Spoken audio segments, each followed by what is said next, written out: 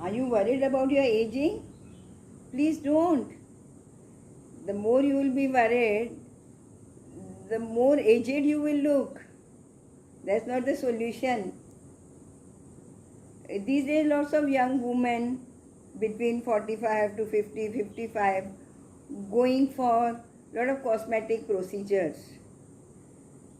That is just to improve appearance. That is not anti-aging. So what is anti-aging? Anti-aging is for full body, your appearance, your body, the way your energy level, your immunity, how you feel at that particular age. So how is your biological age? It's not that only chronological age you must worry about. How you are keeping yourself fit. So what all precautions you have to take? So you have to take care of your diet, exercise, and of course sun exposure, and you have to take care of your immunity. You have to take no smoking, and you have to take care of your anger issues, and you have to have no stress, worries, tensions.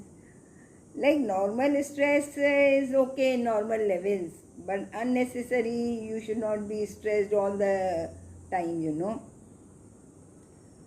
But these procedures, all those people who are spending thousands of rupees on these creams which contain products like serum and all, vitamin C, niacinamide and hyaluronic acid and all.